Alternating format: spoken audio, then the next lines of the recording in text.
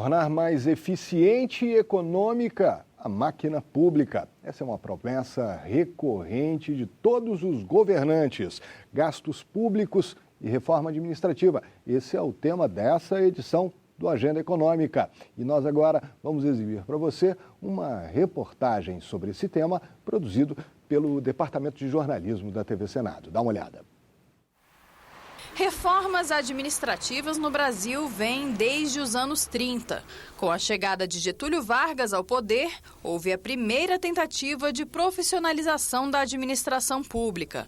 Foi criado o DASP, Departamento de Administração do Serviço Público, e instituídos o concurso público e as regras para administração e treinamento dos servidores. Novas reformas foram tentadas nos governos Kubitschek, João Goulart e na ditadura militar. No governo Collor, foi implementada uma política de enxugamento da máquina administrativa, com exoneração e demissão de servidores, além de instituído o Programa Nacional de Desestatização. As reformas administrativas pretendem a melhoria da performance do Estado e terminam por conjugar dois objetivos complementares: a redução dos gastos do governo e a mudança na cultura burocrática. E para debater os gastos públicos no Brasil e as recorrentes reformas administrativas, o Agenda Econômica convidou o professor José Matias Pereira. Ele é economista e professor de administração pública da UNB. Como é que vai, professor? Bom, uma satisfação estar com vocês aqui e me sinto confortável aqui para discutir esse tema. Que bom.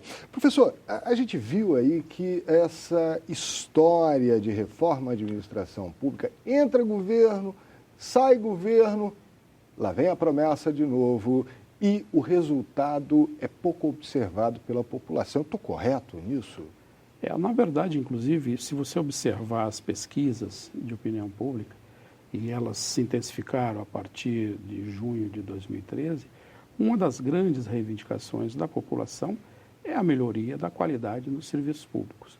De uma maneira geral, e isso não é um fenômeno que ocorre só com o Brasil, mas no Brasil isso está se aprofundando e está se tornando cada vez mais grave.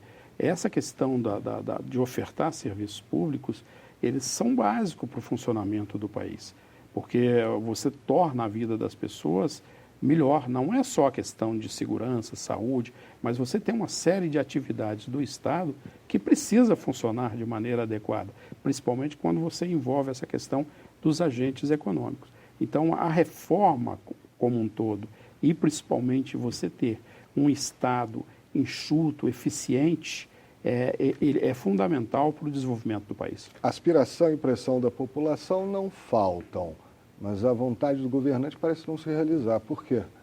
Bom, a reforma que o Brasil precisa, na verdade, é que nós precisamos refundar a administração pública. E você tem que refundar essa administração em cima de princípios como a meritocracia, a capacidade de gestão, principalmente daqueles formuladores de política, a questão ética e todo esse envolvimento de aproximação com a sociedade. Isso nós não temos tido. E até porque tem uma razão muito clara. Se nós olharmos no retrovisor, nós vamos ver que o governo Vargas, que foi um marco na gestão pública no Brasil, o Brasil e os brasileiros devem muito a esse governante por ter modernizado a administração pública, porque antes nós vivíamos sobre a égide do patrimonialismo. Esse governante, depois das reformas seguintes, elas, na verdade, não vieram contribuir muito para melhorar esse perfil. E nós temos um problema muito sério no Brasil, principalmente nessa fase mais recente, que é a própria retomada do patrimonialismo na administração pública, onde os dirigentes entendem que podem fazer tudo e não podem. E do outro lado você tem uma questão muito séria, que por trás desse patrimonialismo você tem a questão política que envolve a própria coalizão presidencial. Por quê?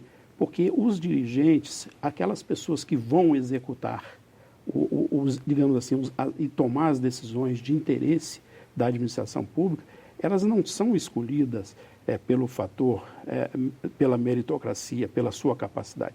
São indicações políticas. Então, quando você adota esse caminho, você está adotando um caminho para fracassar.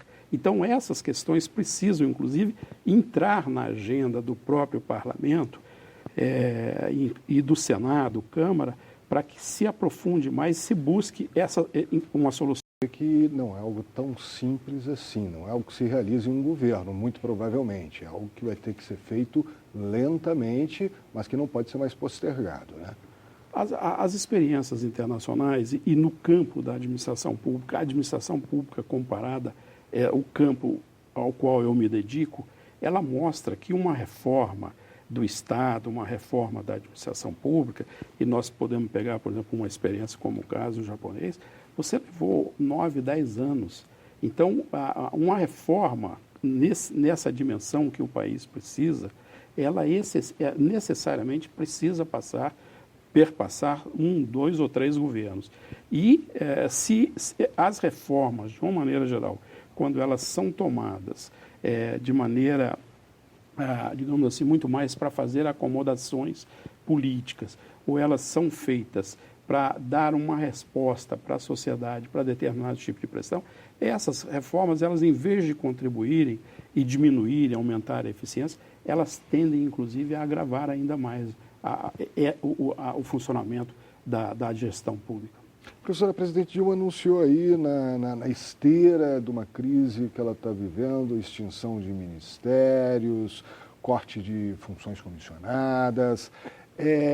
Tecnicamente, isso é uma reforma administrativa? Não. Na verdade, o que nós vamos verificar é que foram propostas uma série de medidas, eu diria medidas paliativas, até porque, e você aí me permite, inclusive, voltar a uma questão anterior, quando você adota como modelo de sustentação de governo a coalizão presidencial, que no meu entendimento já se esgotou completamente, você leva os governantes, inclusive, a aumentar o número de pastas, de ministérios, de secretarias. Para poder atender a toda essa constelação de apoios. E você vai fazendo isso, e isso, na verdade, caminha na contramão da eficiência na gestão pública. Por quê? Porque você vai, inclusive, colocando pessoas nesses postos, primeiro porque muitas vezes a indicação é política, você não leva em consideração que esse indivíduo muitas vezes não tem a formação para aquilo. E segundo é que cada ministro que entra no processo, ele acaba sendo um complicador a mais para o próprio governante. Se você pegar uma situação como a do Brasil, que se aproximou de quase 40 ministérios, e se você dividir o tempo da governante para atender os ministros, você vai verificar que isso não é possível.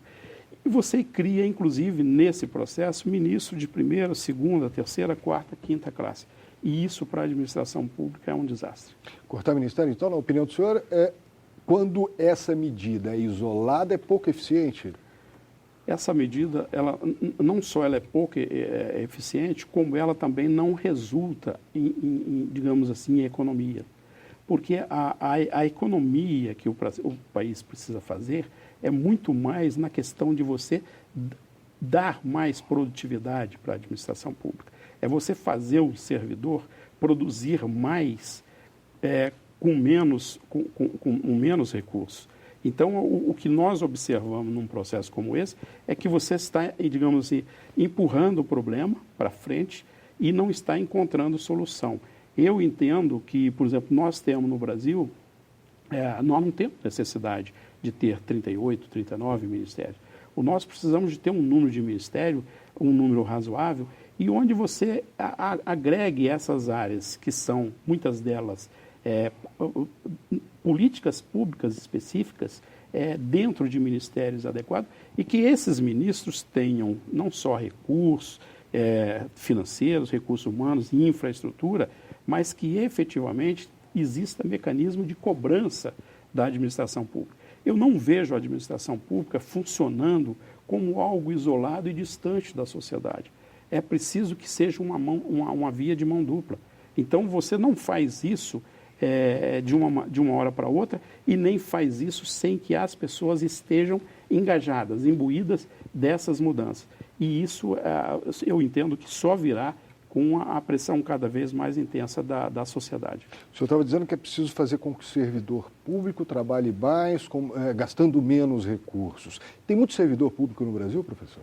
Na verdade é o seguinte, quando nós olhamos, comparamos com outros países, nós vamos verificar que não. Tá? Quer dizer, nós vamos observar que hoje nós temos 1 milhão e pouco de servidor na administração federal, 2 milhões, 3 milhões nos estados e o resto nos municípios. A questão toda é o seguinte, é porque essa máquina, ela, pelo fato dela não ter uma boa gestão, dela não estar devidamente organizada, a produtividade dos nossos servidores é muito baixa. Então, se não mudar isso, então é importante, inclusive, que não se veja a administração pública e os servidores como um empecilho. A sociedade tem que não só ter um enorme respeito pela administração pública, mas a administração pública, da parte dela, precisa efetivamente ter muito respeito por aqueles que agregam, aportam recursos através das taxas para pagar esses salários. Então, eu acho que o que nós precisamos, na verdade, é também uma mudança cultural no comportamento, tanto da sociedade quanto da administração pública. Quer dizer, quando se fala nessa reforma, não é simplesmente uma questão, vamos reduzir o número de servidores públicos, é fazer com que esses servidores públicos trabalhem de forma mais eficiente e atendendo melhor a população. E você pode fazer isso através de uma contratualização, tá? Quer dizer, você pode dizer o seguinte, olha, cada ministério tem que ter uma produtividade mínima que resulte nesse tipo de retorno para a sociedade. E isso não é algo impossível. Hoje, com as tecnologias que nós temos, é possível. Por exemplo, eu vou te dar um exemplo de algo que me inquieta muito, até porque também sempre estive muito envolvido com essa questão que é você usar as novas tecnologias na questão da educação à distância. Hoje, a administração pública, e já está demorando, já passou da hora da administração pública começar a pensar em definir uma estratégia e definir não só normas, leis, etc., mas também começar a organizar a administração pública, porque uma boa parte das atividades na administração pública, elas podem ser realizadas de casa. É essa a ideia do teletrabalho. O que você precisa é desenvolver mecanismos que façam o controle desses servidores. E você pode impor a eles um nível de produtividade muito maior. É claro que você não pode estender isso para toda a administração, mas uma boa parte da administração pública, ela pode funcionar através do teletrabalho. E isso impactaria de maneira benéfica para a sociedade. Professor, a gente vai continuar nessa conversa tentando entender um pouquinho mais como é que a gente pode reduzir gastos públicos, como é que a gente pode tornar a máquina pública um pouco mais eficiente, mas a gente vai fazer uma pequena pausa, vamos para o intervalo. No próximo bloco do Agenda Econômica, a gente continua esse papo.